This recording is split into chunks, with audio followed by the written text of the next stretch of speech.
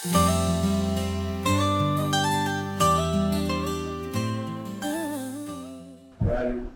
karibu. Unataka aina gani ya kozi? Mimi nakuja kujifunza kompyuta sasa.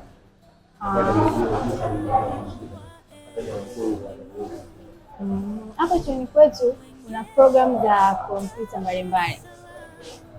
Programu hizo zipo aina tatu. Kuna kompyuta ambayo unaweza kusoma kwa mwezi mmoja, kuna kompyuta ambayo unaweza kusoma kwa mwezi mmoja na wiki mbili, kuna kompyuta ambayo unaweza kusoma kwa miezi mitatu. Unaweza kuona hapa kuelekeza hii kompyuta ya mwezi mmoja. Hii mwanafunzi atafundishwa introduction to computer. Nini maana ya kompyuta? Atajua kuiwasha, atajua jinsi ya kuweka flash, atajua jinsi ya kuweka CD, pia atajua kuizima. Pia kuna hii hapa Word. Mwanafunzi atajua kuichapa kompyuta kwa haraka zaidi na kuitumia kwa haraka zaidi. Kuna hii hapa Excel. Mwanafunzi atajua jinsi gani hasara na faida inayoingia katika ofisi yake. Pia kuna hii internet and email. Mwanafunzi atajua kuunganisha mtandao pamoja na kupokea documents zinazotuma mtandaoni. Hii kozi yetu ni ya mwezi mmoja ambayo sawa sawa na wiki 4, ambayo ada yake ni 1,50. Lakini mwanafunzi atakiwa ajaze fomu kwa shilingi 20,000 na anunue kitabu cha shilingi 10,000 ambacho hicho kitabu kitamsaidia yeye kujikumbushia yale yote ambayo anafundishwa. Pia kuna hii computer application full ambayo ni ya mwezi mmoja na wiki 2, ambayo sasa na wiki ngapi? Wiki 7. Hii mwanafunzi atafundishwa introduction to computer. Nini maana kompyuta, hivyo kuiwasha, kuizima. Pia atafundishwa Word, kuichapa kwa haraka zaidi, Excel, faida na hasara anazopata katika ofisi yake. Kuna hii PowerPoint. Hii PowerPoint inatumika sana kuslide, yani kupiga picha kwa mtazamo tofauti tofauti. Kuna internet and email. Pia atajua kupokea email zinazotumwa katika mtandao. Pia atajua kuscan.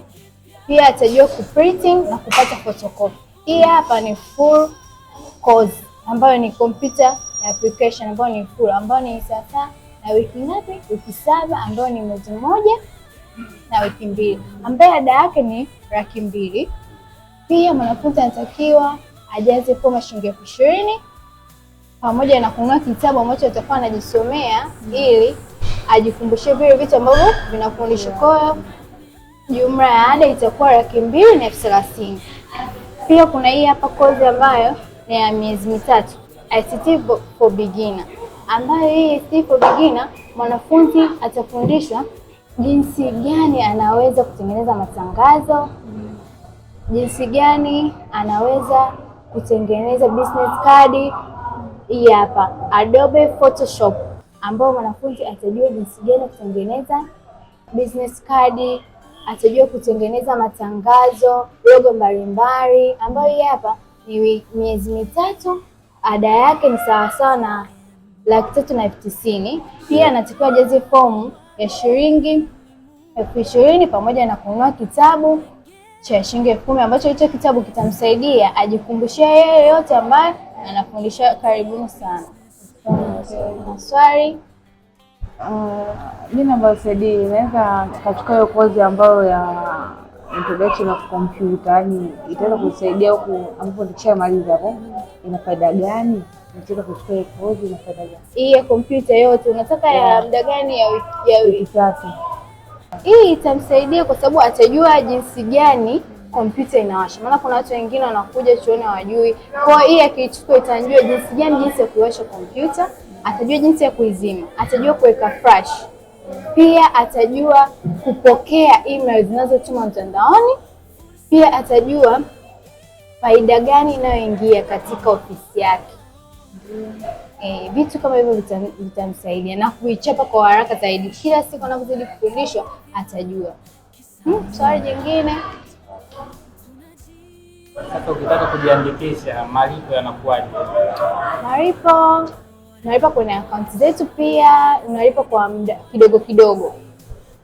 Yaani kama wewe unahitaji kulipa unalipa kidogo kidogo kwenye akaunti zetu. pia utakuja hapa, tutakuandikia form, tujaza form ndio utaanza malipo. Akaunti ya kwako za NMB au NMB. Yeah. Sawa, nashukuru. Tunashukuru. Haya, karibuni sana. Asante.